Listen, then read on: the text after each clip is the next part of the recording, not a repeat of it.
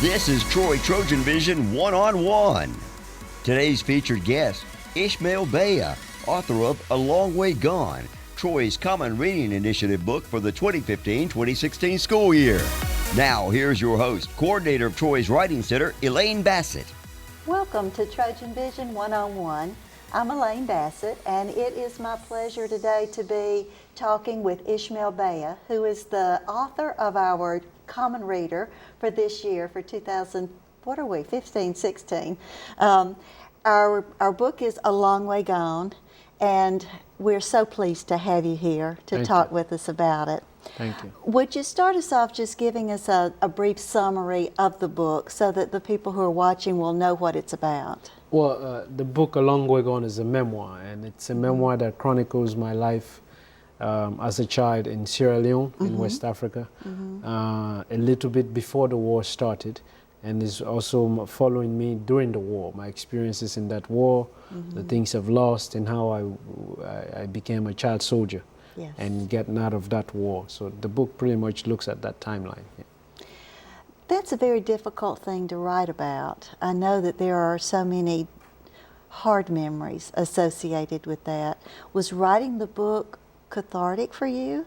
Yes, it was in a way. I mean, when I initially set out to write it, I didn't think it would do anything for me, in the sense that I thought it would just be reliving the experiences and leaving me with more difficulties, you know. Right. But actually, during the process of writing and when I finished, I realized that it was the first time after the experience that I'd allowed myself to deeply think about it and to understand it in a certain way. So I actually learned more about myself and what had happened in the process of writing. So it was a healing process for me, really. That's good. That is good.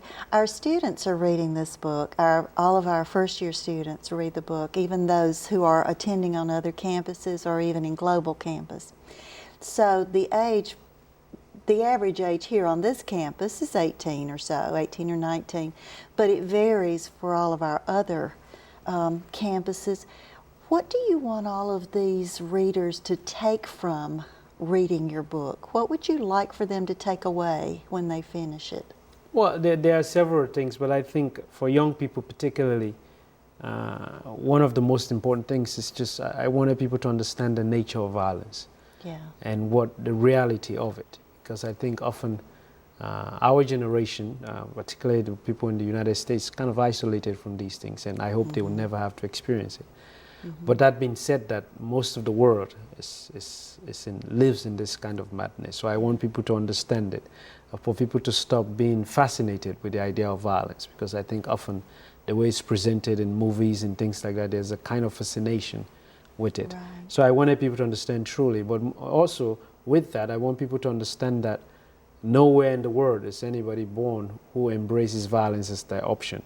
It's only when they have nothing left, when it becomes the only option to even live. Right. Sometimes people embrace it fully. And also just the strength of the human spirit to come out of all of this, if provided with the right care and support. And lastly, for young people, what I want them to learn about this book is to appreciate the privileges that they have.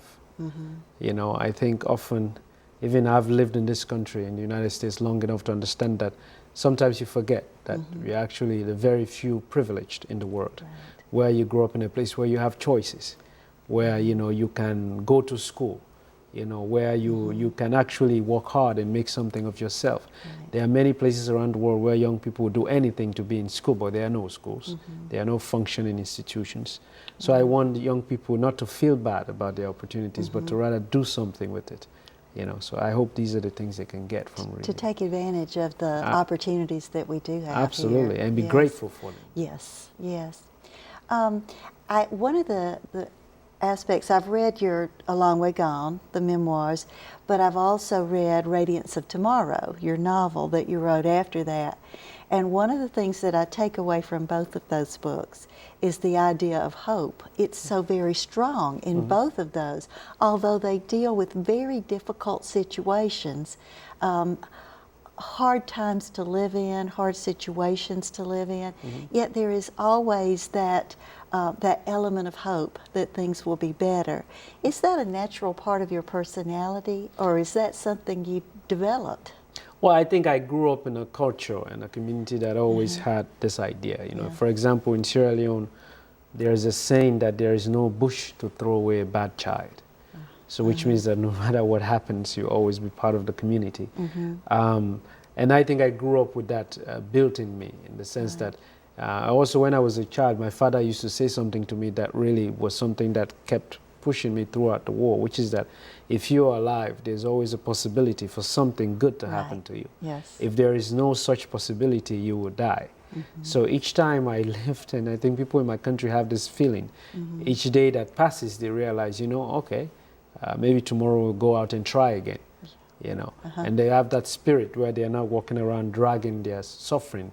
At the end of the day, whatever money people have made, they will go out and have a good time and then wait for the next day. Because, you know, I think when you live in situations where things are so difficult, you appreciate the simple moments you have with people.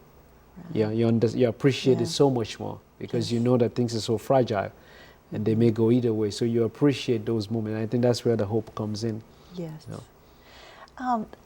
You brought up something else here when you mentioned something your father said and the other proverbs you have in your culture. Storytelling is a big part of your culture, is it not? Yes, absolutely. And you tell a good story, a really good story. Would you talk about that? How is that? How did you grow up with that element? How do you continue it too? Well, in my writing, I use it in my writing quite a lot because in most, I would generalize in this case, in most African countries, there's a tradition.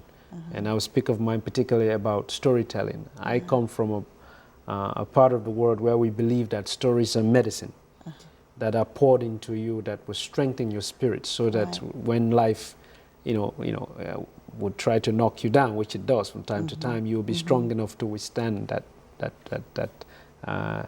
breeze of despair or things like that. So as a child, elder people would sit around the fire in my village, and each evening they will give us this medicine by telling us stories. And young people will be called upon to retell stories that have been told. And through this, I really learned about how to be a human being, how to behave in the world, what the moral and ethical standards of my communities were. And also when you tell a story to somebody orally, I think one of the beauties of it that I learned is you have to listen deeply. You learned how to listen, which I think is a capacity that's missing a lot nowadays, where people are not really listening. They're not internalizing information when they're talking to somebody else. You know, it's like they come pre-programmed to, and it goes through them. So, but when you're told a story orally, the teller has to command your attention, has to bring you into the space of the story and keep you there. So when I write, I think in that same way, how do I invite my reader into an experience that may be very foreign to them, but how do I keep them there so that they can smell, feel, and hear and be a part of it? So this idea of storytelling, even though I don't do it in the oral form in my writing, is something that I use. The techniques of it I use in my writing. Yes, I enjoy it too, by the way. Thank you. What are you working on now? Are you still writing? Yes, I'm writing. I'm working on another fiction, so I would publish another fiction book maybe in a year or two. So I'm almost finished with the rough draft of it. Now you enjoy writing short stories too, is that correct? Yes, I had written short stories before. I do short stories, and I publish them in literary journals from time to time. Actually, when I started writing fiction, I wrote mostly short stories. Let's talk about something a little more serious right now too. Your book, A Long Way Gone, deals with child soldiers. Here we are in the U.S. We read what you have to say. As a mother, as I read it, I think I would never want my child to have to go through any of that. I don't want them to have to endure it. But I'm in Troy, Alabama. What is there that I can do, that our students who read this book can do to somehow or other have some sort of effect on this situation? Well, my answer to that, first of all, I think educating yourself about the issue is always a good point to start, But that being said, there are so many things wrong in the world that we live in today, And whether we like it or not, eventually some of these things would affect us, And so what I always say to young people is to find out how you can contribute to making a change in the world, to having the world that you want to live in. And to do that requires you to be involved in the world. requires you to think beyond Troy, to think beyond the United States, to travel even, to use your education to do that so that you can see the world and then learn how you can contribute to it. Yeah. You know, so that's what I would say to people, you know, learn beyond your environment, you know, and try to make some changes if you can in things that you don't think should be happening. Sure. You know, yeah. Are you still working on this campaign to eliminate Yes. child soldiers? Tell me what you're doing. Yes, well, I mean, over the years, what we've done, when I had come out of the war, there was very little international cloud around the issue, and also international legal standards, UN resolutions were very weak or non-existent about the issue. Right. So over the years, I've worked with other people to create international laws, to create international resolutions, to find ways for countries where this is occurring to create opportunities for young people so they don't choose violence as an option. Yeah. Now, on paper, things are good, but the implementation is always difficult. It's hard to get the political will sometimes to do some things. Right. But a lot has been done. For example, now you have access. You can go and talk to warlords and negotiate the release of children because a law exists that allows that to happen. Yes. So some progress has been made, but there's still a lot to be done in terms of really ending these kinds of things. And I believe that where it begins is poverty. Wherever there's extreme poverty, people are going to begin to lose themselves, you know, in the sense that they're falling beyond the threshold of human dignity. They're going to subscribe to anything, you know, to live. Yeah. You know, and I think that's really where to create real economic models in places that will last, that give people opportunity to raise their families, send them to school, give them something to live for, something to do with themselves. They will break out of that that cycle of violence. But the poverty is where it is, you know, and of course, you know, that's something that can be done. It's not, you know, it can be taken care of if people are serious, you know. We do all need a sense of ourselves, you know, an importance of ourselves, and that we can overcome these things. Absolutely. Were you, you have such a strong resilience. You endured a great deal before you went into the military, and then some horrible is the only word I can think of, experiences while you were there. What is there in that, what gave you that resilience to get through it? Well, I mean, I think there was a desire to live, so there's that. I also was with some people who sometimes gave me strength when I had none. But I think, I've thought about this quite a lot. I think each human being has resilience in them. But I don't think we don't believe it until we are faced with difficulties in our lives. Then we realize that we're actually stronger. We have a strong spirit. Stronger than we think we are sometimes. You know? But I think also for me, just based on observation of myself and other young people who came through the similar situation, I realized that even though I had a very short childhood, I had a taste and an understanding of what it meant to be loved, to be part of a family, to be part of a community. And I think that that foundation, that basis, always remained within me, regardless of what I was going through. It didn't completely burn my spirit because I always had that threshold. I had a memory of what it meant to be happy, to be truly loved and be part of somebody else's life, you know. And for some children who went through the war, who were born in the war, who did not have that foundation or who already had broken homes before the war, it took them much longer to recover because they had to build that foundation. So it is absolutely essential, family, and care and love that you show a child at a very early age. It forms them, you know, you ground them into something real, something like an anchor. It starts very early. Absolutely. How are things in Sierra Leone now? Well, things are not great in Sierra Leone. Unfortunately, the leadership that we've had in my lifetime in Sierra Leone, and the one that we have now has always not been good for the people. So after the war, things were beginning to, you know, to move forward, you know. We're beginning to leave that war legacy behind and build the country, the economy, and then the group of characters we have in power now, that's the only word I can think of for them. I don't even want to call them leaders. They just ruined the country completely with endemic corruption. And then we had a health crisis 2 years ago, the Ebola crisis, because there's no infrastructure in the country. Health-wise or otherwise, you know. So of course, this kind of disease can spread very quickly there, and so. But that's the situation we have. It's coming under It's almost towards the end, but they don't have the capacity to really tackle it very quickly as other countries have done. So. Right. Well, let me ask you also, is the UNICEF program that was able to rescue you, is it still in operation? Is it still working? Yes, the UNICEF program is still in operation in every country where there's violence against children and women. UNICEF is there. Good. And I actually work for them. I'm one of the ambassadors for children affected by war and conflict. Good. And what this means is that we do policy work, but we also go on the ground to try and remove these children, like the same thing that was done for me. Yes. And so it's working, but you know, it's a lot to do, but there are people who are very serious about it and doing it. So. Good. I'm going to change gears just again. I'd like to, what are you reading? What do you read? I know that you do lots of writing, and I think really good writers read. Yes, absolutely. What do you read? Well, you know, when I sometimes teach writing, young people don't like to hear when they say, how can I be a good writer? I was saying, then go and read a lot. That's and what I tell my students they don't like to too. hear They it. don't believe that. They don't believe that, but you know, you have to read to see what people have done, and so that you can find your own voice. I read a lot of different diverse things, but what I'm reading currently is one of my favorite writers, Albert Camus. Yeah, so I'm reading one of Camus' books right now, you know. Right.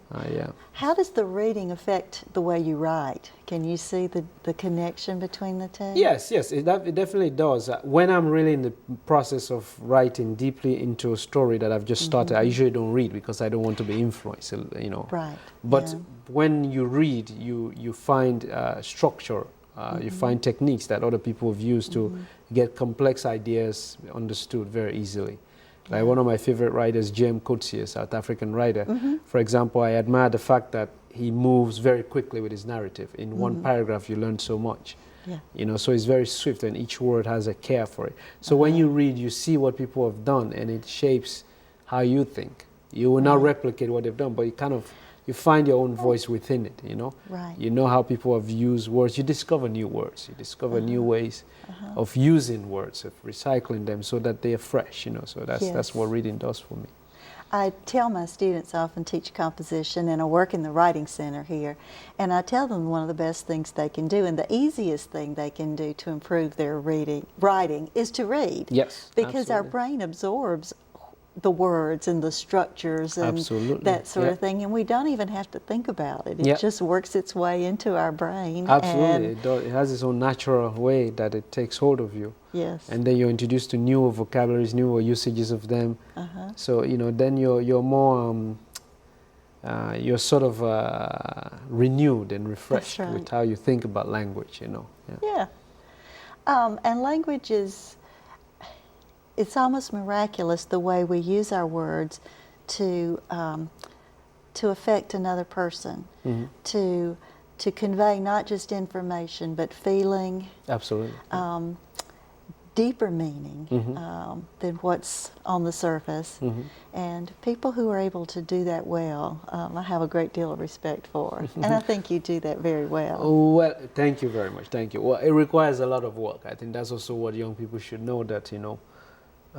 All the writers who have written whatever that moves people, they didn't just sit down and do it in 1 week. They really worked at it, you know. They really worked at it and revised and revised and revised and revised until, because often the stories that are in our head, we know them. It makes sense to us. It evokes the feelings for us that are very natural to us. But can you have somebody else understand it the way you're feeling about it? That's the trick, you know. So how do you bring somebody to walk in your shoes, to feel in your shoes? Exactly. You know. Exactly. That's the hardest part. That's the hard part, you know. It is.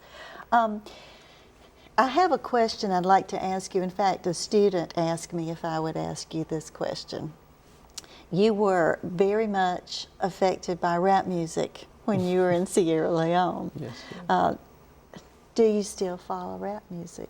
Oh, yes, I do. I mean, I love hip-hop, rap music. I grew up, you know, I was influenced by it. It was actually my first ways I learned how to express myself before. You know, I used to write some lyrics and things like that. And hip hop music, rap music used to be really good back in the day. There was a lot of poetry, language and stuff, and storytelling aspect to it. Nowadays, it's not so much, you know, but it's still good. Nowadays, the messaging is not what it used to be. Everybody raps about how shiny the tire of their car is and how many women they have or girls, or how much money. But, you know, I've thought about it and I realized that, you know, it makes sense because a lot of the rappers who started before didn't have anything. They were coming from difficult backgrounds, so that was the story they told. That's right. And now they're all billionaires and millionaires. So now, of course, they're going to talk about how much money they have. You know, unfortunately, I wish they could also talk about what's going on in the world as they used to do, but not as many do. Maybe today's rap music wouldn't have had the same effect on you as, no, as no, that of absolutely the not. I would have maybe a 80s different and effect. the You know? 90s, yes. Well, what's next for you? What are you? Where are you headed? What are your plans? Well, I will continue to write, and I will try and publish. For me, I've seen in the words of Albert Camus, you know, I'll paraphrase him. He says, "The role of a writer is not to represent those who make history, but rather those who suffer history." So I really align myself with that thought, and I come from a part of the world where there are a lot of people who suffer history who do not have a voice. So through my literature, through my fiction, I hope to humanize and give the dignity to those people's voices, so that people can hear about it. Hopefully people can learn a thing or two about, you know, what it means to be a human being, regardless of where you are, you know. And we can feel the feelings they have. Absolutely. We can understand a little bit more, which will motivate us then, I hope, to do more about it. I hope so. Are there any parting words you would like to leave for our audience, for the students who will be viewing this, for those you'll be speaking? Anything else you'd like to say? Well, for everybody, I always say, you know, I want people to stop thinking in isolation, you know. I want people to really find a way to expose themselves to the world, to travel, to insert themselves in other cultures and learn about it. Particularly if you're a student, I think you understand your education, the value of it better if you're able to see how other people live in other cultures. When you challenge your own value systems, is the only way you strengthen them. I don't want people to be afraid to do that. You have to challenge them. Otherwise, you just accept them for what they are, and it's, you know, you didn't work for it. So I want people to do that. You know. Good. Thank you so much, and I thank you for being with us. Thank you for joining us, and I hope you can be with us again next time.